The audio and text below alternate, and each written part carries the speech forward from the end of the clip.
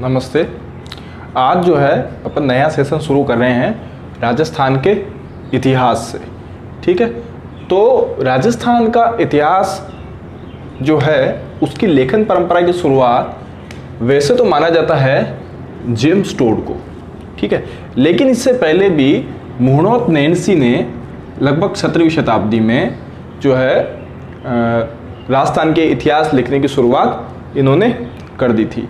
इन दोनों के बारे में, जेम्स टोड के बारे में और नैन्सी के बारे में, जब अपन राजस्थान के प्रमुख इतिहासकार देखेंगे तो उसमें देख लेंगे। अपने को ये देखना जरूरी है कि राजस्थान के इतिहास को जानने के स्रोत कौन कौन से हैं। इनमें सबसे पहले हम लेते हैं पुरातात्विक स्रोत। ठीक है, इसके बाद जो है साहित्यिक स्रोत, ये दोनों भी जो है हम यहाँ देख लेंगे। राजस्थानी साहित्य में हम नैन्सी को देख लेंगे और जो जेम्स टोड को है वो अपन अलग से देख लेंगे। इन दोनों के अलावा भी जो है कवि राजा श्यामल दास, गौरी शंकर ओझा, दशरथ शर्मा, ये काफ़ी सारे इतिहासकार हुए हैं जिन्होंने राजस्थान के इतिहास लेखन की परंपरा को एक सुदृढ़ आधार दिया है। ठीक है, और इसके अलावा पूरा लेखीय स्रोत, पुरातात्विक स्रोतों से हम संदर्भ समझते हैं। इसमें एक प्रकार और होता है उत्खनित, ऐसी सामग्रियां जो हमको उत्खनन में मिलती हैं। ठीक है, जैसे सिक्के, ये हमको उत्खनन में मिली है। स्मारक, मूर्तियां, इसके अलावा जो है जैसे मृदभांड। ठीक है, ईंटें, मकान की संरचना,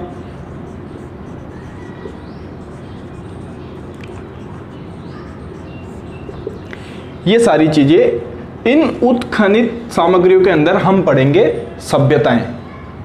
ठीक है, कालीबंगा, गणेश्वर, आहाड़, ये जो मुख्य रूप से 3 सभ्यताएं हुई है, और इसके अलावा जो छोटे छोटे और स्थल जो हमें मिले हैं वो हम पढ़ेंगे। सबसे पहले जो हम शुरुआत करेंगे इनसे, शिलालेखों से करेंगे। ठीक है ना।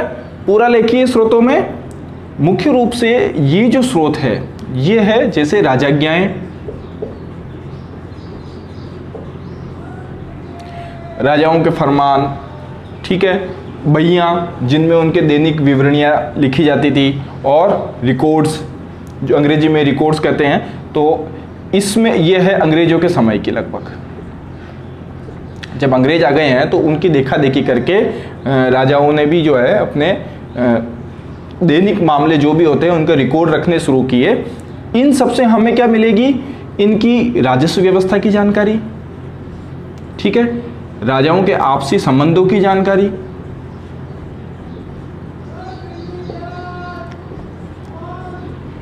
ठीक है ना, और उस समय की सामाजिक, आर्थिक और सांस्कृतिक जीवन के बारे में हमको इनसे जानकारी मिलेगी मुख्य रूप से, क्योंकि ये है अत्यंत विश्वसनीय है। ठीक है ना, सबसे ज़्यादा विश्वसनीय ये है। उसके बाद जो है थोड़े कम विश्वसनीय साहित्य, क्योंकि साहित्य में जो साहित्यकार होता है वो थोड़ा सा फ्रीडम ले लेता है अपनी बात को रखने के, कई प्रकार के तरीके, अलंकृत करना और इस तरीके से। ठीक है ना। और पुरातात्विक में शिलालेख, ताम्रपत्र, सिक्के, स्मारक और चित्रकलाओं को भी अपन इसी में ले लेते हैं। ठीक है ना। तो अब शुरू करते हैं अपन राजस्थान के इतिहास के प्रमुख स्रोत। ठीक है, ये नैन्सी 17वीं शताब्दी में है, जेम्स टोड इनको अपन अलग से देख लेंगे। शुरू करते हैं। पुरातात्विक स्रोत में वह सामग्री आती है जो कहाँ से मिली है? खोज, या तो खोज हुई है या उत्खनन में। ठीक है ना। सबसे पहले 1871 में ACL कार्लाइल को राजस्थान में उत्खनन करने की जो है शुरुआत इनसे मानी जाती है। ठीक है ना, ये प्रथम व्यक्ति थे जिन्होंने राजस्थान में उत्खनन का कार्य शुरू किया। तो इस सामग्री से किस में मदद मिलती है? काल निर्धारण में। ठीक है ना, ये जो पुरातात्विक स्रोत है, ठीक, इस सामग्री से हमको काल निर्धारण में मदद मिलती है। इसमें जब तक हमें साहित्यिक स्रोत नहीं मिल जाते, ठीक है, तब तक के लिए इतिहास निर्धारण के लिए हमें केवल इस पुरातात्विक सामग्री पर ही निर्भर रहना पड़ता है। ठीक है, ये चीज अपने आगे समझ में, तो अपने को ध्यान में रखना है। 1871 में ACL कार्लाइल महोदय थे, उनके ही नेतृत्व में उत्खनन और सर्वेक्षण का कार्य यहां शुरू हुआ था।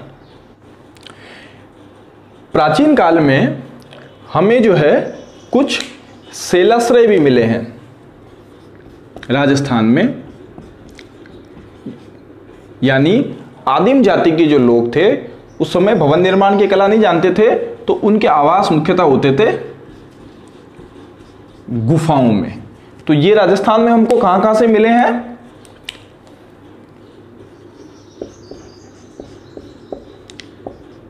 छाजा नदी बूंदी के पास से, चंबल, कोटा, विराटनगर, जयपुर, सोहनपुरा, सीकर और हरसोरा, अलवर। इन जगहों पर प्राचीन मानव रहता था। ठीक है, और यहां से ही हमें शैल चित्र भी मिले हैं, यानी जहां वह रहता था तो उन गुफा की दीवारों पर वह शैल चित्र भी बना दिया करता था। इन शैल चित्रों से भी हमें उन तत्कालीन स्थिति जो है पता चलती है। ज्यादातर जो ये चित्र मिले हैं ये आखेट के मिले, शिकार के दृश्य। तो इसकी सीधी सी संभावना यही है कि उस समय आदिम मनुष्य जो कृषि कला जानता नहीं था, केवल शिकार पे ही अपना जीवन का निर्वहन करता था। ठीक है, अब जो है हम सबसे पहले शिलालेखों को ले लेते हैं। तो शिलालेख हम देख लेते हैं। सबसे पहले तो ये है कि ये किस पे खुदे होते हैं। तो केवल शिलाओं का ही जो है, ऐसा नहीं है कि केवल शिलाखंडों पे ही, शिलाओं पे, स्तंभों पर, मूर्तियों पर, ताम्रपत्र पर, ठीक है, सिक्कों पर और पात्रों पर, इन सब पे शिलालेख जो है हमें खुदे हुए मिलते हैं। ठीक है, अब इनमें क्या मिलता है? हमें मिलती है राजाओं की वंशावली, तत्कालीन समय की विशिष्ट घटनाएं, और इसके अलावा राजा की आज्ञाएं, शासन के नियम। इसके अतिरिक्त भी जो है समय समय पर तत्कालीन जो भी आर्थिक, सामाजिक और सांस्कृतिक दशाएं हैं उनकी जानकारी हमें इन शिलालेखों से मिलती है। अब इनकी भाषा क्या रहती थी? तो प्राचीन काल में इन शिलालेखों की भाषा संस्कृत हुआ करती थी राजस्थान में, और मध्यकाल में संस्कृत के साथ साथ हमें फारसी, उर्दू और राजस्थानी भाषा में भी जो है हमें शिलालेख मिलते हैं। ठीक है, तो चलते हैं, अपन देख लेते हैं पहला शिलालेख, गोसुंडी का शिलालेख। गोसुंडी का शिलालेख ये अपने को कहां से मिलता है? ये मिलता है नगरी चित्तौड़गढ़ से। ठीक है, ये दिख रहा है अपने को चित्तौड़गढ़ राजस्थान के नक्शे में, यहां से अपने को ये मिलता है। इसमें अपने को मिलती है दो चीजें। अच्छा, पहले इसकी भाषा देख लेते हैं। इसकी भाषा जो है वो है संस्कृत, और लिपि जो है इसकी वो कौन सी है? ब्राह्मी। ठीक है ना। इसमें जो है जिन दो चीजों का उल्लेख मिलता है वो है अश्वमेध यज्ञ, ठीक है, और दूसरा वासुदेव की पूजा, यानी भागवत धर्म की स्थापना और संरक्षण के बारे में हमको जानकारी मिलती है। ठीक है। वासुदेव की पूजा के बारे में कैसे? एक घटना विशेष का इसमें उल्लेख है कि संकर्षण और वासुदेव का एक पूजा गृह था जिसके 4 दीवारी बनाई गई थी। इस बात का उल्लेख अपने को इस अभिलेख में मिलता है। दूसरा, गजवंश का एक राजा था सर्वतात। इस राजा ने उस समय अश्वमेध यज्ञ किया था। ठीक है ना। तो ये दो चीजें अपने को इससे जानकारी मिलती हैं। चलते हैं अगले शिलालेख की तरफ। अगला लेख है मानमोरी का लेख। ठीक है। ये अपने को मिलता है चित्तौड़ में मानसरोवर झील के किनारे मिलता है। ठीक है ना। इसकी खोज की थी कर्नल टोड ने इसकी खोज की थी। और इसमें क्या विषय वस्तु मिलती है? अपने को ये जानकारी मिलती है इसमें कि 713 ईस्वी के आसपास, ठीक है ना, चित्तौड़ में मौर्य वंश का राज था, है ना, और इनकी राजनीतिक और सामाजिक स्थिति की जानकारी अपने को मिलती है। और इससे ये पता चलता है कि किसी व्यक्ति ने, हो सकता है चित्तौड़ का कोई मौर्य स्थानीय राजा हो, उसने धार्मिक भावना से अनुप्राणित होकर इस मानसरोवर झील का निर्माण कराया था। तो दो चीजों की जानकारी मिलती है। पहली, मानसरोवर झील की जानकारी मिलती है, और दूसरी, उस क्षेत्र में मौर्य वंश की जानकारी अपने को इस अभिलेख से, मानमोरी के लेख से मिलती है। और ये कहाँ पाया गया था? ये चित्तौड़ में पाया गया था। इसकी स्थिति अपन ने देख ली। चलते हैं फिर अगले की तरफ। ये जो लेख है सारणेश्वर लेख, ये अपने को मिलता है उदयपुर से। उदयपुर के शमशान के पास जो है सारणेश्वर का मंदिर है, ठीक है ना, वहां से अपने को ये लेख मिलता है। और इसमें वराह मंदिर की जानकारी है। तो गोपीनाथ शर्मा जो है वो अंदाजा लगाते हैं कि शायद ये जो पहले लेख है ये आहड़ में किसी वराह मंदिर के पास रहा होगा, जिसको बाद में वहां से यहां सारणेश्वर शिफ्ट कर दिया होगा। ठीक है ना। तो 953 ईस्वी का है। इसको अपन कह सकते हैं कि ये 10वीं शताब्दी का लेख है। अपन जो पढ़ रहे हैं अभिलेख वो कालक्रमानुसार पढ़ रहे हैं। सबसे पहले अपन ने 2री शताब्दी ईसा पूर्व का पढ़ लिया था, फिर अपन ने 713 ईस्वी का देखा था, या 8वीं शताब्दी का देख लिया। अब अपन 10वीं शताब्दी का देख रहे हैं। इससे अपने को याद करने में भी सुविधा हो जाएगी। ठीक है ना। तो इस लेख से आहड़ के पास, ये मूलतः आहड़ के पास था, उसको जो है उदयपुर सारणेश्वर के में आके लगा दिया गया। ठीक है। इसमें वराह मंदिर के बारे में उल्लेख मिलता है, और तत्कालीन कर प्रशासन और शासन व्यवस्था, राजस्व व्यवस्था, इन सब की जानकारी अपने को इस लेख में मिलती है। ठीक है। चले आगे। अगला जो लेख है अपना वो है बिजोलिया का लेख। ये 1170 ईस्वी का है, और ये अपने को बिजोलिया में मिला है। बिजोलिया कहाँ है? ठीक है, भीलवाड़ा में है, ये अपने को दिख रहा है। और यहां जो ये लेख है ये कहां मिला है? बिजोलिया में पार्श्वनाथ का मंदिर है, इसके पास में एक बड़ी शिला पर मिला है। इसमें तलाड़ पद्य है, यह है संस्कृत भाषा में, ठीक है ना। इससे अपने को शिक्षा, कर और तत्कालीन सामाजिक स्थिति के बारे में जानकारी मिलती है। इस पे जो लिखा हुआ है, एक श्री विप्र वत्स गोत्रे भूत है, ठीक है ना।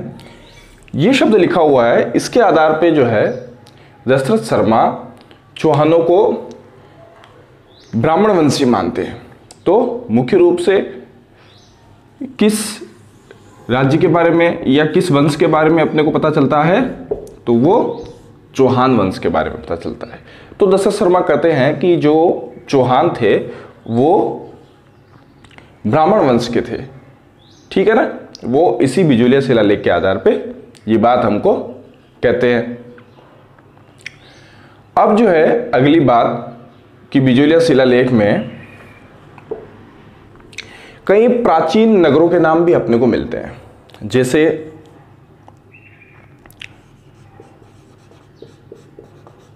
जाबालीपुर, शाकंभरी और श्रीमाल। जाबालीपुर अपना जालोर हो गया, शाकंभरी सांबर प्रदेश हो गया और श्रीमाल जो हो गया अपना भीनमाल, ठीक है ना। तो इस प्रकार जो है ये बिजोलिया शिलालेख है, ये चौहानों का वंशक्रम जानने के लिए अत्यंत उपयोगी हो सकता है।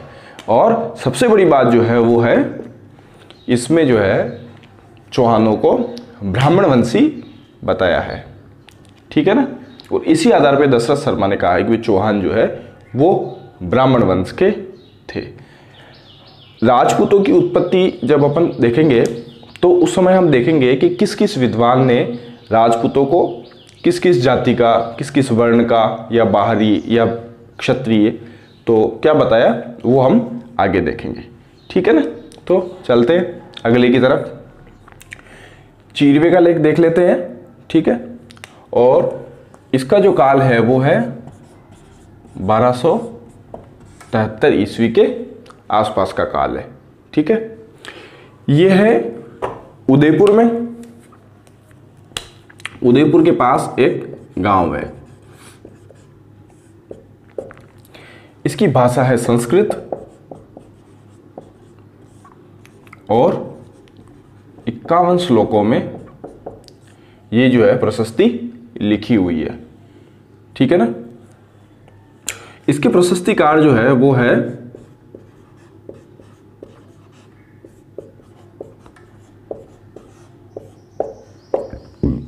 रत्नप्रभ सूरी।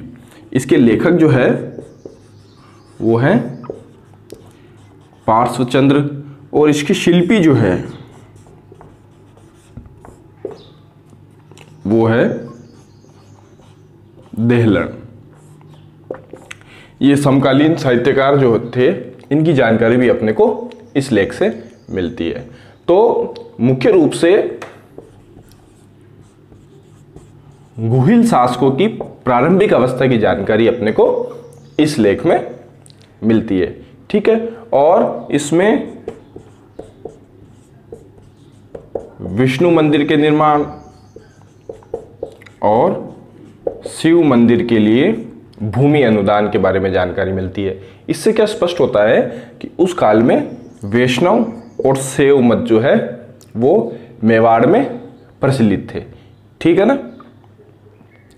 तो इस प्रकार प्रारंभिक गुहिलों के बारे में जानकारी प्राप्त करने के लिए चीरवे का लेख जो है वो उदयपुर में है और ये एक महत्वपूर्ण लेख है और इसकी जो है वो 13वीं शताब्दी का ये लेख है, ठीक है। ये याद रखें केवल अपन कि प्रशस्तिकार है इसके रत्नप्रभ सूरि और जो लेखक है वो है पार्श्वचंद्र। यानी इन्होंने जो है इस प्रशस्ति की रचना की होगी, इन्होंने जो है उस शिलाखंड पे इसको लिखा होगा और उस शिला को तराशने का काम जो है देहलन ने किया होगा। तो इन तीनों के नाम जो है अपने को इस चीरवे के लेख में मिलते हैं।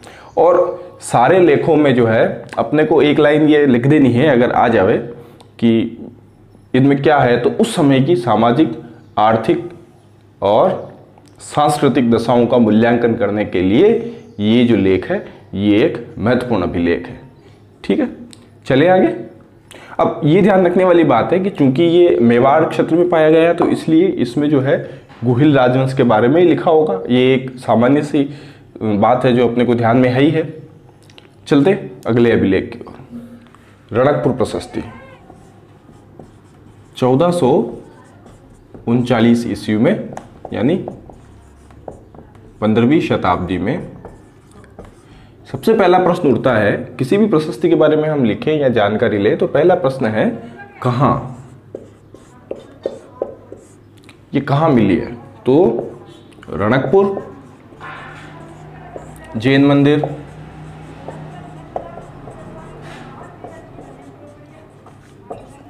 ये नक्शे में उसकी अवस्थिति अपन देख पा रहे।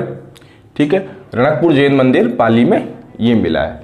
अब जो है वो अगर अपने को ध्यान में हो कि इसकी भाषा क्या है तो अपन लिख सकते हैं। ज़्यादातर जो भाषा है लेखों की, प्राचीन लेखों की, वो मुगलों के आने से पहले अगर अपन बात करें तो संस्कृत भाषा ही है। मुगलों के आने के बाद और राजस्थान में मुगलों के प्रसार के बाद फारसी और उर्दू अभिलेख भी अपने को यहाँ देखने को मिलते हैं। और राजस्थानी लेख जो है कमोबेश वो 17वीं शताब्दी के बाद से ही अपने को मिलने शुरू होते हैं। तो 15वीं-16वीं शताब्दी में अपने को राजस्थानी भाषा में लेख नहीं मिलते हैं लगभग। तो भाषा इसकी संस्कृत हो गई। अब जो है इसमें क्या है, पहली चीज तो हो गई कहाँ, तो रणकपुर जैन मंदिर में मिलता है। ये कब, तो 15वीं शताब्दी का लेख है। ठीक है, और इसमें क्या मिलता है, तो इसमें धरणक सेठ जिसने इस मंदिर का निर्माण करवाया और मेवाड़ वंश, क्योंकि ये जो एरिया है पूरा ये मेवाड़ वंश के अंतर्गत ही आता था तो उसकी जानकारी अपने को इसमें मिलती है। बापा से लेके कुंभा, ठीक है ना, 15वीं शताब्दी तक कुंभा का ही शासनकाल था।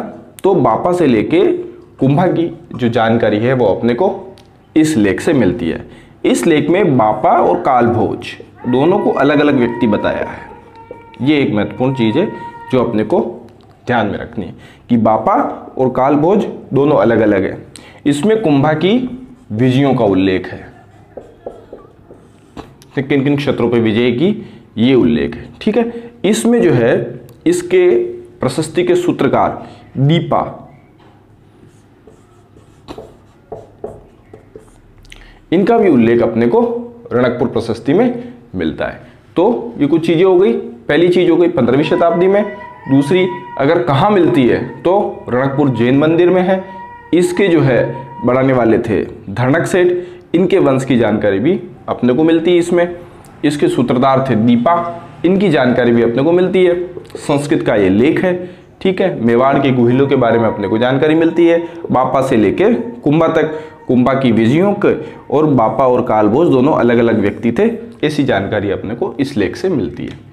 ठीक है, कीर्ति स्तंभ प्रशस्ति ये जो है 1460 की है, यानी 15वीं शताब्दी की है। और ये जो कीर्ति स्तंभ है ये है कहाँ,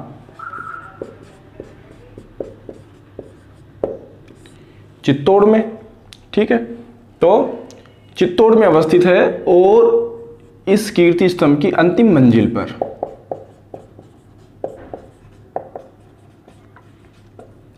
इस प्रशस्ति को खुदवाया गया था। अत्रि और महेश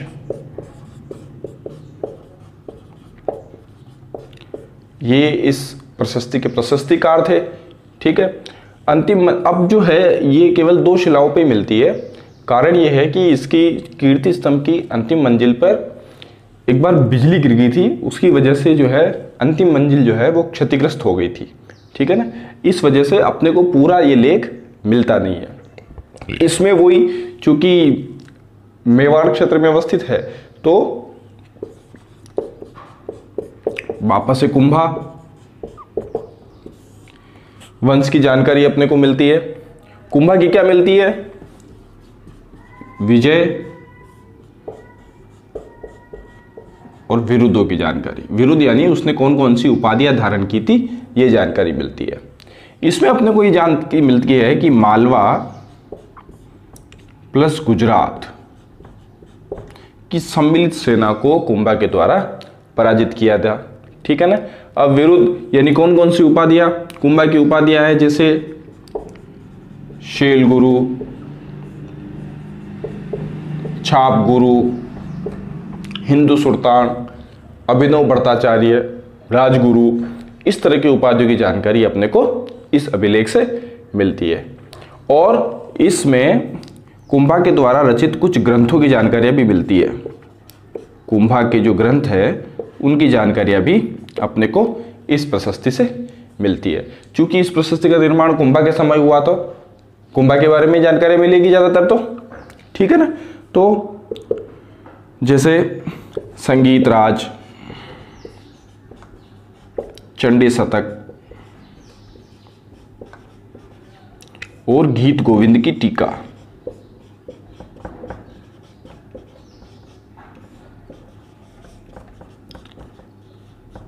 इसके रचनाकार कौन थे? कुंभा। गीत गोविंद जो है वो ओरिजिनल लिखा था जयदेव ने, ठीक है, और उसकी टीका इस प्रशस्ति के अनुसार कुंभा ने लिखी है, ठीक है ना। तो ये चीज अपने को ध्यान में रह जाएगी। कब? 15वीं शताब्दी, कहां, किसने और क्या, ठीक है। चलते हैं अगले लेख की ओर। ये प्रशस्ति मिलती है अपने को 1594 ईस्वी में, यानी पहले 15वीं शताब्दी तक आ गए थे अपन, ये है 16वीं शताब्दी में, ठीक है ना। रायसिंह प्रशस्ति अपने को कहां से मिलती है? बीकानेर। बीकानेर का जो किला है उसका जो द्वार है उसके पीछे की तरफ ये प्रशस्ति लगी हुई है। इस बीकानेर के दुर्ग को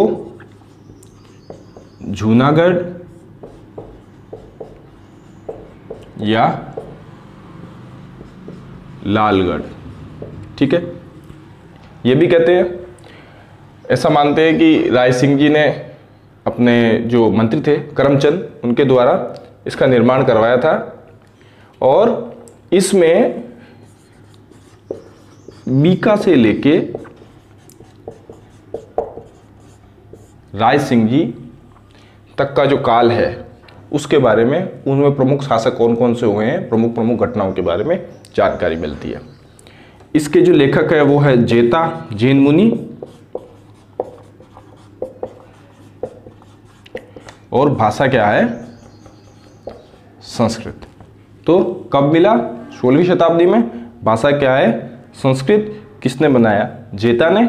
और कहाँ है? बीकानेर में, ठीक है, मुख्य द्वार के पीछे की तरफ लगी हुई है। इसको अपन जूनागढ़ और लालगढ़ भी कह लेते हैं। राय सिंह जी के समय ये प्रशस्ति जो है इसका निर्माण हुआ है। तो बीका से लेकर राय सिंह जी तक का पता चलता है, लेकिन मुख्य रूप से राय सिंह की विजय की उपलब्धियों के बारे में जानकारी मिलती है। अपने को ध्यान में है कि राय सिंह जो है वो मुगलों से संधि कर चुके थे और मुगलों के लिए जो है विजय अभियानों में हिस्सा लेते थे। तो इनकी जो है सिंध, कच्छ, काबुल, इन विजयों की जानकारी भी अपने को इस राय सिंह प्रशस्ति से मिलती है, ठीक है। तो 16वीं शताब्दी तक तो आ गए। ये महत्वपूर्ण लेख जो है हम देख रहे हैं। अगला देख लेते हैं। ये जो लेख है ये अपने को मिलता है 1612 ईस्वी में, यानी 17वीं शताब्दी का लेख है, ठीक है। ये जो भाषा है इसकी संस्कृत, और लिपि जो है वो नागरी लिपि। भाषा ध्यान में रह जाए अपने को, भाषा इसकी संस्कृत है। और इसमें किसकी जानकारी मिलती है? कछवाहा वंश की, पृथ्वीराज से लेके मानसिंह तक।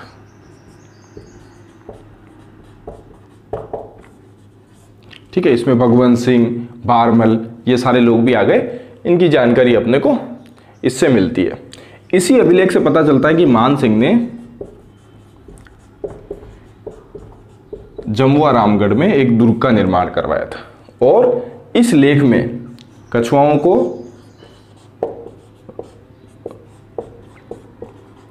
रघुवंश तिलक कह के श्री राम के वंशजों से इनको जोड़ने का प्रयास किया है। ठीक है, तो 17वीं शताब्दी का लेख है, इसकी भाषा होगी संस्कृत। किस वंश के बारे में जानकारी मिलती है? तो कछुआ वंश के बारे में जानकारी मिलती है। पृथ्वीराज से लेके मानसिंह तक के बारे में जानकारी मिलती है। पृथ्वीराज का अपने को पता है, इन्होंने सांगा के साथ जो है वो खानवा के युद्ध में भाग लिया था। ठीक है, मानसिंह के बारे में क्या जानकारी मिलती है कि जमुआ रामगढ़ के किले का निर्माण करवाया था और इसमें कछुआओं को रघुवंश तिलक कहा है। ठीक है, यानी श्री राम के वंशजों से जोड़ने का प्रयास किया है। आमेर कहाँ है? ये अपने को ध्यान में है,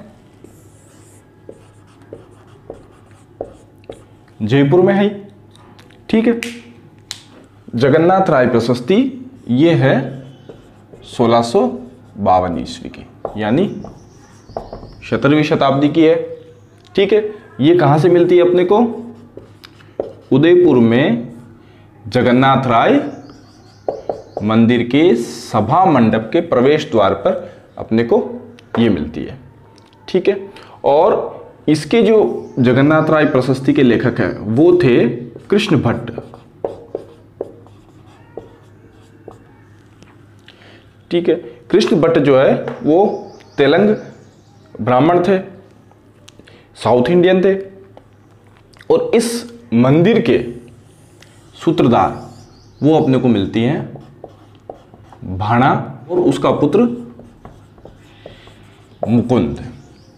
ठीक है, तो मंदिर के जो रचनाकार सूत्रधार है वो है भाणा और मुकुंद, वो प्रशस्ति के है वो है कृष्ण भट्ट। इसमें भी अपने को वही शुरू से मेवाड़ का इतिहास पता चलता है, जगत सिंह के समय तक का। इसमें जगत सिंह के दान पुण्यों का उल्लेख है और किस प्रकार जो है सिरोंज नामक जगह का पूरा विनाश कर दिया गया था उसके बारे में भी अपने को इसमें जानकारी मिलती है। और एक विशिष्ट बात जो है इसमें अपने को हल्दी घाटी के युद्ध का विवरण मिलता है अपने को। ठीक है, तो जगन्नाथ राय प्रशस्ति हो गई। जगन्नाथ राय मंदिर के सभा मंडप के प्रवेश द्वार के वहां लगी हुई है ये। इसके प्रशस्तिकार है तेलंग ब्राह्मण कृष्ण भट्ट। ठीक है, और इसमें जानकारी मिलती है कि इस जगन्नाथ राय मंदिर के जो सूत्रधार थे वो थे भाणा और उसके पुत्र मुकुंद। इसमें मेवाड़ के बापा से लेकर जगत सिंह के समय तक की जानकारियां मिलती है। जगत सिंह के समय की विशिष्ट तौर पे उसके दान पुण्य और उसके बारे में सूचना हमको मिलती है और हल्दी घाटी युद्ध का भी विशद विवरण अपने को इस जगन्नाथ राय प्रशस्ति से मिलता है। ठीक है, ये राज प्रशस्ति ये मिलती है अपने को 1676 ईस्वी की, यानी 17वीं शताब्दी की। ये है राजसमंद में। ठीक है, राजसमंद में है। राजसमंद झील की नौचौकी पाल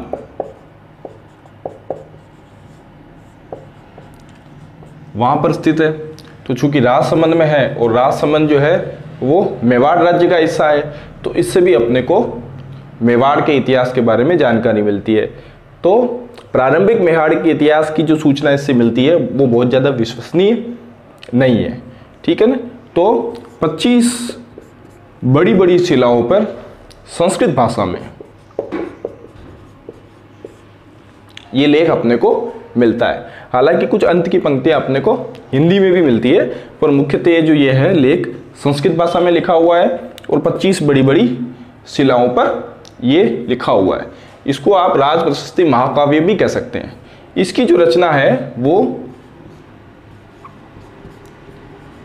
रणछोड़ भट्ट, ये भी तेलंग ब्राह्मण थे, इन्होंने की है। राजसमंद झील जो है जब बनी, एक्चुअली अकाल राहत काम के लिए बनी थी। हो सकता है उस समय अकाल पड़ा हो और नागरिकों को रोजगार देने के उद्देश्य से इस झील का निर्माण कराया गया हो। ऐसा कहा जाता है कि इसके निर्माण में 14 साल के लगभग समय लगा था।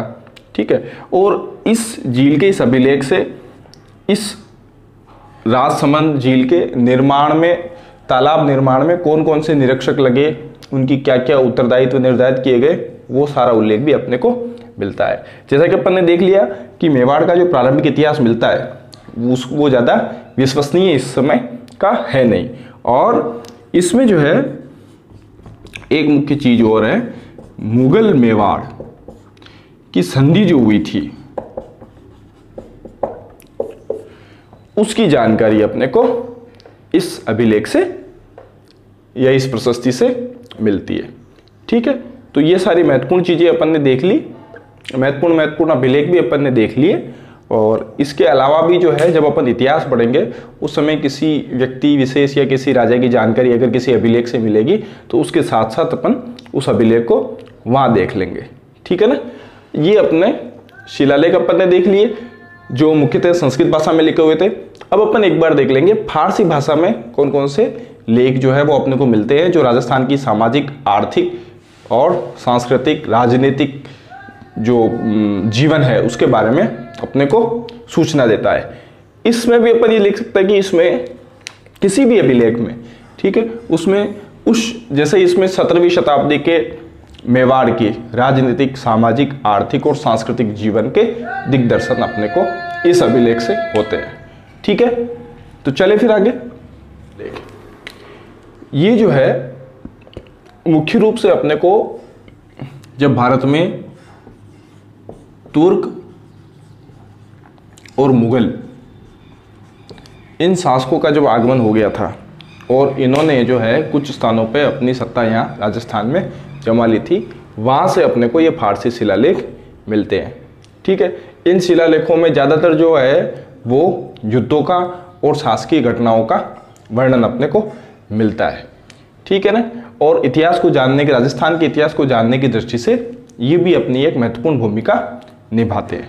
चूँकि इनको फारसी शिलालेखों को जो है वो तुर्कों ने और मुगलों ने लिखवाया था, तो संभवतः उनके पक्ष में इनकी बातें झुकी हुई थोड़ी सी ज़्यादा मिलती है। जो मुख्य 3 शिलालेख अपने को राजस्थान से फारसी में मिले हैं वो पहला 1200 ईस्वी का अजमेर का 2.5 दिन के झोपड़े वाला जो है लेख है, उससे अपने को पता चलता है कि यहाँ एक संस्कृत विद्यालय था और उसके तोड़कर उस पर 2.5 दिन के झोपड़े का निर्माण कुतुबुद्दीन के समय में हुआ था। ठीक है, दूसरा जो है वो लगभग 1325 ईस्वी का धाईबी पीर,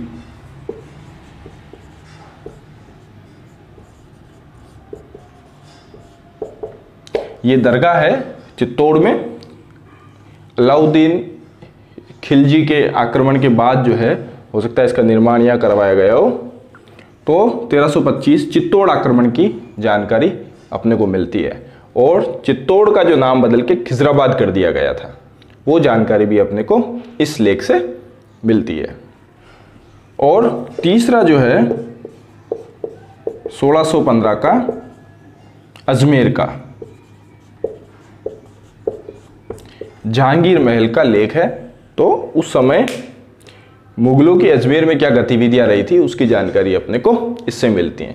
इसके अलावा जालोर में, अजमेर में और पाली में, यहाँ से भी जो है फारसी लेख अपने को प्राप्त हुए हैं। उससे अपने को ये जानकारी मिलती है कि इन क्षेत्रों पे उस समय मुस्लिम शासकों का आधिपत्य रहा होगा। ठीक है, तो ये अपने को ध्यान में आ गया। फारसी लेख कहाँ से मिले, ये 1615 में जहांगीर महल से मिला है। ठीक है, ये 1325 में चित्तौड़ से मिला है, जिसमें जो है उसका नाम खिजराबाद करने का उल्लेख अपने को मिलता है अलाउद्दीन खिलजी की विजय के बाद। और ये 1200 ईस्वी का अजमेर से मिला है 2.5 दिन के झोंपड़े से। ठीक है।